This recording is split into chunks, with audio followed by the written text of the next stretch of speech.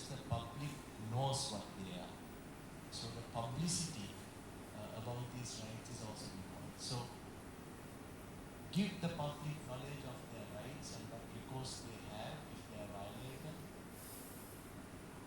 Educate or inform and emphasize to the profession, the practitioners, about their professional ethics, fitness to practice and their responsibilities.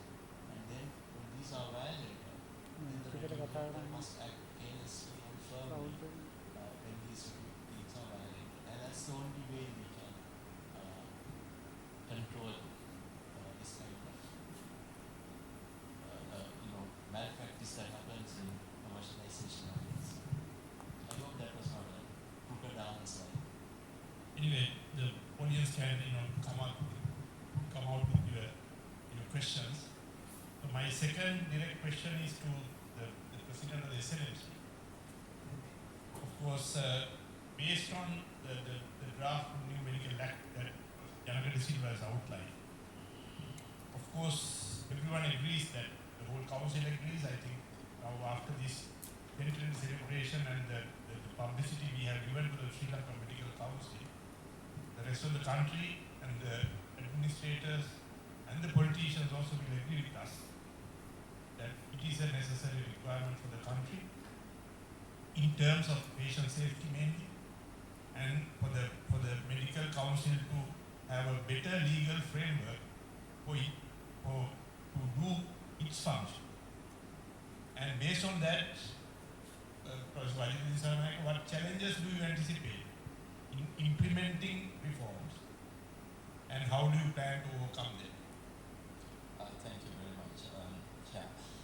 The process is going to be a bit of a long one, and we are very fortunate that the Minister and the Deputy Minister is with us on the need for reform and to bring in a new act.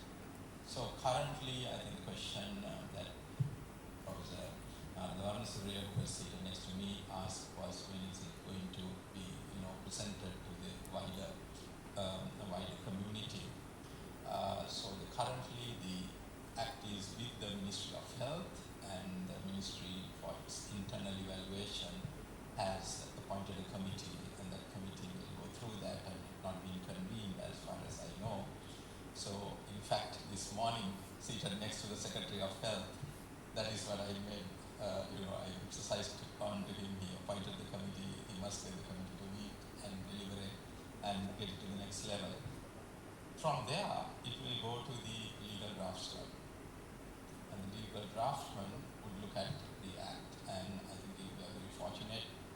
It's Nana Kara, a bit of legal. We have a strong in-house legal team. They have put the legal, they have put the legal wording into it. So hopefully there'll be very little refinement that it needs. However, it will undergo the proper legal draftsman evaluation process, and that will take a little bit of time, and then go to the Attorney General for approval. So what the Attorney General does at that point, if I understand that process right, it will look at other aspects. Does it infringe on other laws? How does it place with other laws, and so on? And once his clearance is given, it will be ready to come back to the ministry, and of course go to the cabinet, get the cabinet approval, come back from there with the order to gazette. So once it is gazetted, then of course it will get placed before Parliament. Of course, before placing before Parliament, it can be challenged in courts. So there is I think a 2-month period where people can challenge in court. But after the Ministry of Health team, I think, clears it, this will be opened up for public consultation in some form or another. And at that point, members of the profession, the public and others, profession meaning all healthcare professionals, public and others will have the opportunity to comment. So the time, actually, if you put a time frame on it, it is that process that would take time. It can be as little as 6 months for as long as many years, and we've all been a part of legislation making. Prof. Janaka, we know laws like the Clinical Trials Act, which started 15, 20 years ago and has now never, not even there. And there are similar situations. But we are all committed, the minister and the deputy minister and the health officials are also committed to ensure everybody realizes that we need this, and therefore I don't think this will go away. So it's incumbent on all of us to work and get it done. So that is the first challenge. Once that is done, I think we have brought in the institutional changes that are necessary within the SLMC to implement it. We already have the structures there. So I think the implementation would be the least of our problems. Because in the past few years, we brought about all the changes required. We established a strong legal team, we established a strong accreditation unit, we strengthened other aspects, including foreign degree evaluation and so on. So we are ready, I think, as an institution to implement it. And looking at it, I even feel that certain aspects of the new act we are already implementing. So therefore, implementation would be the least of our problem, but let's all work together on getting the act through Parliament, through these processes, and enacted. Thank you. Okay, thank you. So due to time constraints, of course, I will stop asking some direct questions now. So basically, now it is it's open to the floor to ask if you have any questions about the future direction of the Sri Lanka Medical Council. Yes, Vinya. Thank you. I'm Vinya Ariratna, Committee Physician, past President of SLMA. I would like to thank SLMC for actually taking this very important step of introducing the Medical Act. I have a comment and a question. One is that it's very, very encouraging to note that you are proposing patients' rights as part of the Act. We worked together also with SLMC to come up with a charter of patients' rights, which was actually approved by the Sectoral Oversight Committee of the Parliament, last Parliament, and I think a lot of things that need to be probably not included as detail in the Act can be connected to the charter. So that's a comment. Then also, as Professor Janaka De Silva mentioned, I think the SLMC should deal with major complaints and not trivial complaints. Now, how can you ensure that other small complaints are dealt at a lower level? We already have a grievance mechanism. It has been introduced by the Health Ministry at different levels. So I think that also needs to be taken into consideration. My question to Professor Janaka De Silva is, I think Justice Pudagoda made a very important point. That's about kind of a prosecution rule for SLMC beyond some action that it takes on its own, and establishing complete independence to that particular committee which is going to investigate. Do you endorse that, or do you? I don't think you have gone into that detail, but is it something that you are considering recommending in the Act? So the short answer is no, we haven't considered that. And look, I chair this drafting committee as approved by the council, and everything in that draft act is what the council has approved. So I can't make any personal comments on things like that without the backing and the support of the council. So I think at the moment we haven't thought of things like that, maybe in the future. Yeah. But due to time constraints, I think we'll have. Just to add to that, I think Justice Kodagoda's presentation this morning is very thought-provoking, and we must appreciate the fact that that is coming. To me, when I was listening to him, I thought that it was just not only his opinion; it could be the opinion of the entire Supreme Court huge. So we really need to take note of that. And so let's see how we, because as I said, this is going to go, this is not going to be enacted the way it is. It will undergo reform. A lot of people will give inputs, and it is incumbent on the council to take note of what Justice Kodagoda mentioned this morning, and I think he would have given a lot of thought before he presented that. It was almost delivered in the form of a judicial kind of statement.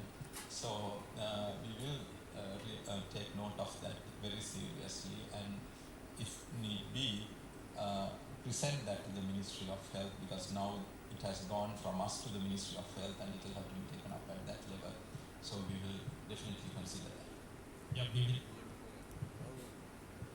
One last question. I must say, as a former council member, I'm very curious why we are so obsessed about saying not being excessively punitive. I think we have existed for 100 years, and maybe we have discontinued about 10 practitioners.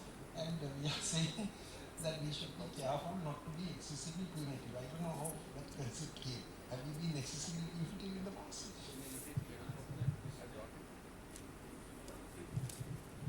Excessively punitive, and we should continue to not be excessively punitive. And I'll answer that question by the example that is happening in the UK today, where the British Medical Association is criticizing the General Medical Council for not doing their work, threatening to start their own regulator, and threatening to have their own registry of medical practitioners. So while we have our inquiries and give verdicts with the public's interest in heart, we have to also remember that our practitioners are not practicing medicine in ideal circumstances, and that is why it is important that there are medical professionals in these inquiry committees, because they are the ones who know the background, how we work, what kind of situations they are in,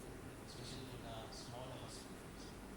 Once the Ministry of Health can get its act together and make all hospitals super equipped and so on, then we may be little better place to be punitive. And I don't know if you were there, but I am in the PPC, and at least Ipidagadu is the president and the chairman of that, and in the recent times, at least 7 out of 10 complaints have been forwarded to the PCC as having been found as prima facie evidence of negligence or malpractice. Yeah. So maybe we are a little bit more punitive than because I don't know. Yeah. Shall we? Yeah. Because of the time constraint, let's wind up. We'll take all the points that you all raised definitely.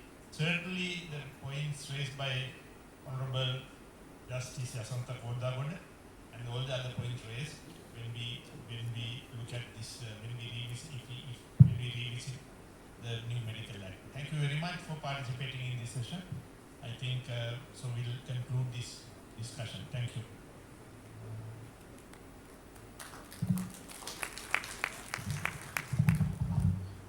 Thank you very much, sir. And I would like to cordially invite Professor Vajra H.W. Disanaika, President of the SLMC, to present a token of appreciation to Dr. Sunil Vijay Sinha.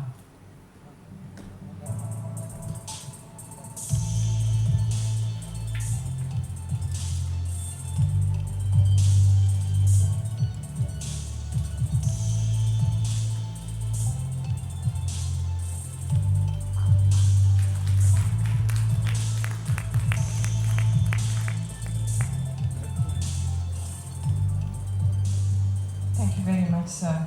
Well, ladies and gentlemen, as we approach the conclusion of this remarkable Centenary academic sessions, it is now my privilege to invite Professor Ranil Fernando, Chairperson of the Centenary Celebrations Committee, to deliver a summary of the proceedings. Sir, the floor is yours.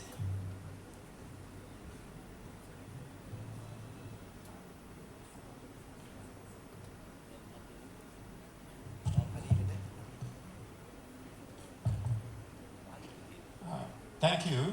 I know that you all are sick of listening to talks, but before I commence, I must make a disclosure.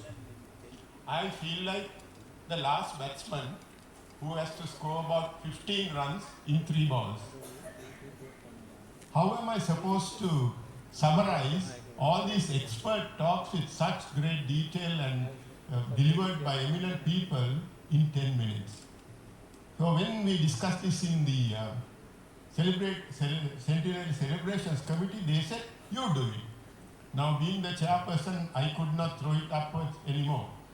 So I said, okay, I will try. So I will do my best to summarize the proceedings of today. And I must say that I have gleaned most of this from the abstracts presented, and any misinterpretations, misrepresentations are entirely mine, and I apologize to all the speakers who did the presentations. So let's start. The health system, this is our vision. Basically, vision is again, it is to provide the best possible healthcare for the people of Sri Lanka. And our mission is to ensure quality healthcare by maintaining best standards in medical education and practice. These are the 2 aims that the Sri Lanka Medical Council wishes to obtain. And so therefore, we chose this theme, which is patient safety, quality, healthcare for all, a century of dedication, denoting that the Medical Council has always been committed to providing the best possible healthcare for our patients. Medical regulation has changed significantly over the last 100 years, and this has been reiterated many times today. Professional self-regulation is the original format prevalent in many countries and so far also in Sri Lanka. Globally, the trend is to have a system that is inclusive, transparent, and publicly accountable. A health system will face challenges, and medical regulators must remain not only responsive, but proactive, principled, and collaborative. The existing regulation in Sri Lanka installed by the British, as it has been told many times, are almost 100 years old and has caused many barriers to effective regulation. The post-independence era, the SLMC adapted to the emerging needs by expanding its regulatory scope, ensuring comprehensive oversight of health workforce. Maintaining regulatory independence has been a difficult task. Managing the tensions between protecting public safety and respecting professional autonomy with the reality of governmental oversight has caused many difficulties. As many as 32 changes to the medical ordinance has been made. Competency-based assessments for registration of foreign graduates has been introduced, and many other changes have been undertaken by the SLMC. The revision of the ordinance became imperative. After much discussion and debate, a new medical act has been drafted, and it is awaiting, as it has been discussed, approval. The new act will enhance SLMC's authority, accountability, including stronger disciplinary processes and recognition of medical education standards. Regulation, to be honest, is not about control. It is about ensuring a fair, safe, and resilient healthcare system wherever doctors can do their best to all their patients. So it's getting the balance right. Primum non nocere, I think this was said several times. The first principle that governs our practice is first do no harm. Though attributed to Hippocrates, I think it's not really by him. Protecting patients from harm is not optional. It is a moral imperative and a foundation for resilient, high quality healthcare for all. A culture of zero harm demands leadership commitment, system-based learning from errors, and patient engagement and a just culture within healthcare. WHO, World Health Organization, adopted a resolution in 2019, initiated the Global Patient Safety Act from 21 to 30 and to protect patients. And also they devised a registry of all the medical graduates, ensuring that only properly qualified graduates will participate in medical practice. The SLMC, in keeping with this, has created an independent accreditation unit with twin functions of obtaining recognition by the WFME, which we have already got, and duly accrediting all established national medical schools and also recognizing foreign degree awarding institutions. As guardians of public trust, the SLMC must reflect on whether its current processes for investigating allegations of malpractice and conducting inquiries are effective, timely, impartial in the eyes of the public and the profession. The SLMC must undertake evidence-based reform because it has a quasi-judicial investigative function as espoused by Justice Kodavra. These include establishment of independent investigative units, legally informed disciplinary panels, procedural safeguards for both complaints and professionals, digital case management, diversification of sanctions to foster accountability, rehabilitation, and so on, most of which SLMC has already undertaken. In ensuring the quality and safety in healthcare delivery, complying and maintaining global standards is the only way forward. Both in healthcare, in medical education, we must maintain global standards. The technological advances in the last few decades have posed challenges to ethical principles and the values that existed for hundreds of years. To navigate these ethical challenges, new concepts such as autonomy, justice, patients' rights were added to the much older principles of beneficence and non-maleficence and confidentiality. Formation of ethics committees at national and institutional level became mandatory. Navigating ethical complexities in modern medicine requires constant vigilance, identifying unethical practices, revision of existing guidelines, and development of guidelines, new guidelines whenever necessary. The environments in which doctors work to take care of their patients as regulators, we must ensure that the authorities provide the best possible facilities for the doctors, and that will ensure that the patients will receive quality health care. And this is one area where SLMC can make a difference, because we have to force the ministry to provide the best possible, and also the private sector to provide the best possible environment for doctors to undertake their practice. High standards are mandatory. I don't think there is any doubt. The regulator needs to take action when they are not met, and I don't think the SLMC will fail in this. The aim is to convince the registrants that they can be fully confident that the regulator will always act fairly, swiftly, respectfully, to increase the trust of all stakeholders. Integration of technology in healthcare has revolutionized patient care. I don't think this will change, this will only increase.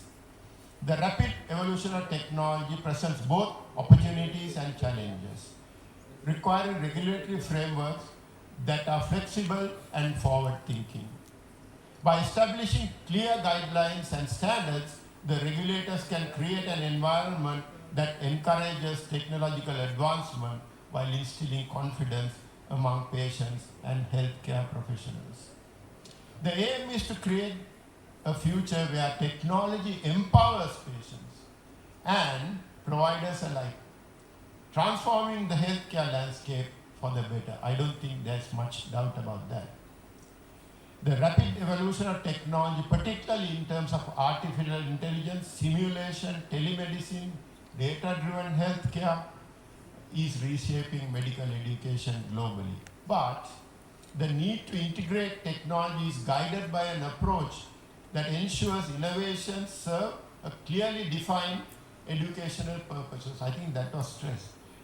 If we don't have a goal, the just using technology is not going to solve the problem. Newer methods of immersive simulation-based learning, virtual reality, and mental rehearsal techniques, etc., have made a difference. But they must be used in a scalable manner, and that's what Dr. Jujibu Samarasekar said by start small, but act now. Think big, start small, act now. E-learning modules, simulation-based assessments, and AI-assisted diagnostic tools are integrated into training pathways to promote competence, patient safety, and lifelong learning. Several challenges remain. Faculty resistance, and this is fairly true in this country, varying levels of digital literacy among educators, concerns about reliability and questions were raised, scalability of the new technologies, and balancing innovation with accreditation requirements are recurrent problems, and I'm sure the regulators, particularly the SLMC, will address these issues.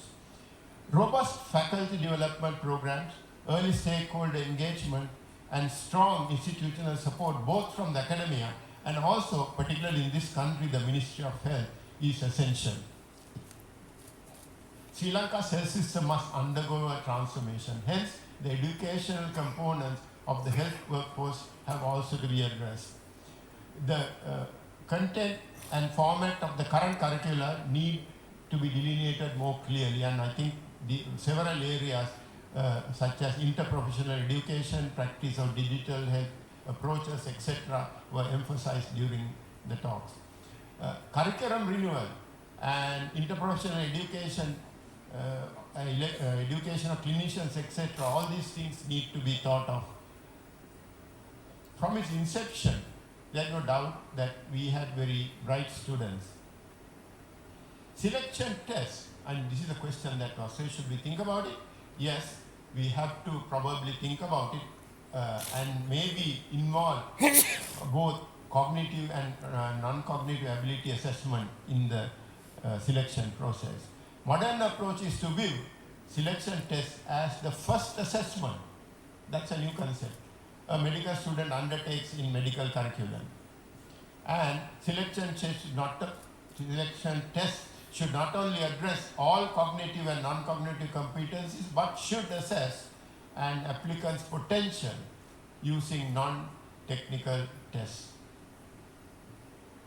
Digital healthcare, telemedicine, data privacy, etc. are very important topics to be discussed.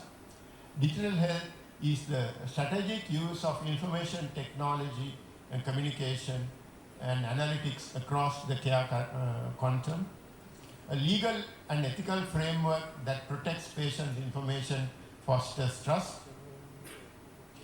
Diagnostic wearables, cloud platforms can safely be integrated when privacy by design and interoperable standards and robust consent models are embedded from the outset.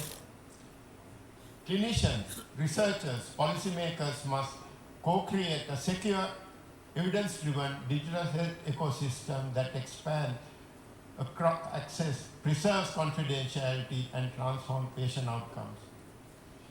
Research serves as a vital tool for national development by generating evidence-based insights into information, policy, drive innovation, and strengthen existing services leading to improved healthcare. Despite its potential, health research in Sri Lanka encounters significant barriers. These include limited resources, government allocations for research and development show a positive trend, but overall expenditure as a percentage of GDP remains low compared to other countries. There is significant potential for development in clinical and implemental research, which are essential for translating scientific advances into scalable interventions. Health economics and health technology assessment serve as vital policy tools to enhance research efficiency. Vision for the future. I think this was the last talk. adopting current global trends in medical education and practice and fulfilling needs and expectations of more demanding society have been constrained by the 100-year medical ordinance. Globally, legislation for regulation of the medical profession has become more accommodative of modern societal needs. Despite 32 amendments, our ordinance lags behind woefully. A new medical draft has already been formulated, and the important things are like appointment of non-medical people into the medical council, and we hope that this new medical act will be in force fairly soon, and it will empower the medical council in lots of ways. And SLMC must remain responsive, proactive, accountable, transparent, and globally relevant. I'm sure the SLMC is committed to all these things for the next 100 years. Thank you very much. I hope I did justice to all the talks. Thank you very much, sir. Ladies and gentlemen, we now move on to a special highlight of our centenary celebrations, which is the award presentation for the logo and stamp design competition. Firstly, allow me to share the story behind this meaningful initiative. To mark the historic milestone, the Centenary Celebrations Committee invited students from medical, dental, and allied health faculties across Sri Lanka to design an emblem for the Sri Lanka Medical Council, one that reflects a century of legacy, tradition, and progress. After careful evaluation, one exceptional design was selected as the official emblem. And this design inspired the commemorative stamp and first year cover created by the Sri Lanka Philatelic Bureau under the expert guidance of Mr. Pulasti Edrivira, who is a renowned stamp designer in Sri Lanka. And now to award the winner, I cordially invite on stage Professor Vajira H.W. Disanaika, the President of SLMC, Dr. Chandika Eptakaduwa, Vice President of SLMC, Dr. H.D.B. Herat, Registrar SLMC, and Professor Ranil Fernando, Chairperson of the Centenary Celebrations Committee. And ladies and gentlemen, it is now my great pleasure to invite to the stage the creative mind behind this distinctive and meaningful design. Please join me in extending a warm round of applause to Ms. Udani Sisiprabha Parunagama, a medical undergraduate from the Faculty of Medicine, University of California, and the winner of the logo and stamp design competition. Let us honor her with a warm round of applause for her remarkable creativity and her valuable contribution to this historic centenary celebrations.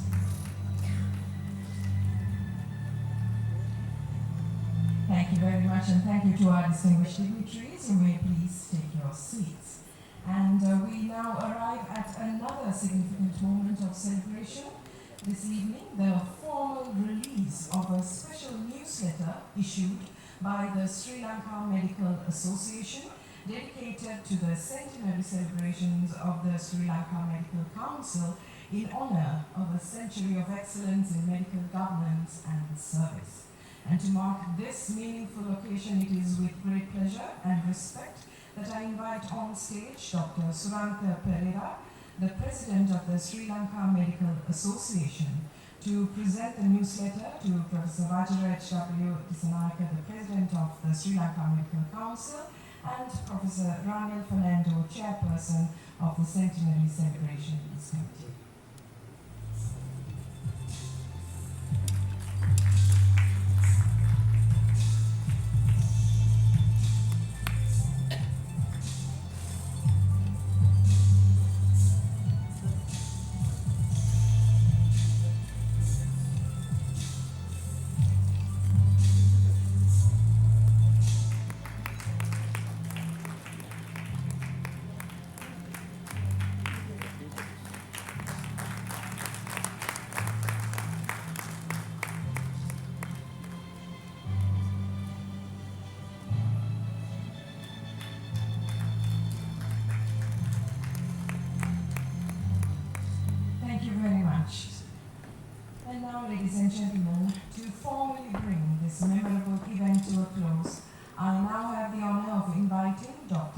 Dinesh D. Behera, Registrar of the Sri Lanka Medical Council, to propose the vote of thanks.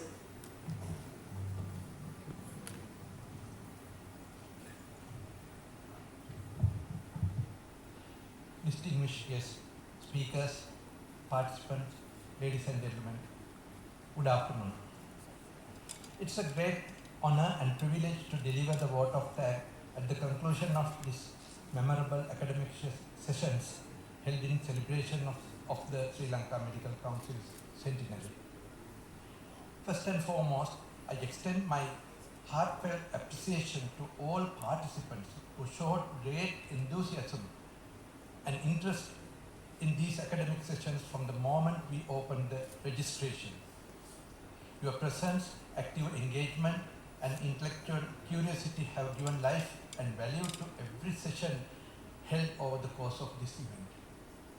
I sincerely thank the President, Vice President, and the members of the Sri Lanka Medical Council whose guidance and leadership shaped the vision behind this academic event. My deep gratitude goes to the Chairman, Professor Ranil Fernando, and the members of the Centenary Celebrations Committee, sir, who worked tirelessly over the many months to plan, coordinate, and deliver this event at such high standard. I wish to thank Dr. Janaka Pushpakumara and Dr. Tenuan Vikramasinghe for being overall in charge of this, in conducting these sessions, which I believe a success. Thank you, Professor Janaka and Tenuan. We are also indebted to all chairpersons, moderators who presided over the plenaries, and to the resource persons, both local and international, who so generously shared their expertise and enriched our collective understanding across the range of important subjects. A special note of thanks must be extended to our three distinguished overseas guest speakers, Professor Dame Carey McEwen, Chair of the General Medical Council of the United Kingdom, Mrs. Joan Simeon, Chair of the International Association of Medical Regulatory Authorities, and Professor Dijipa Samarsekara from the National University of Singapore, sharing their deep expertise and valuable perspectives. We are also grateful to the Secretary to the Ministry of Health and the representatives of the UN agencies in Sri Lanka who spared their valuable time to be with us today. Our thanks goes as well to the special invitees from the WHO-sponsored workshop held in 3rd and 4th of July 2025 in Colombo, whose presence added international relevance and strength to these academic sessions. I extend special appreciation to the President, Secretary, and the editors of the Sri Lanka Medical Association for their significant contribution to the centre by dedicating a special issue of their newsletter to this historic event. Thank you, Dr. Suran.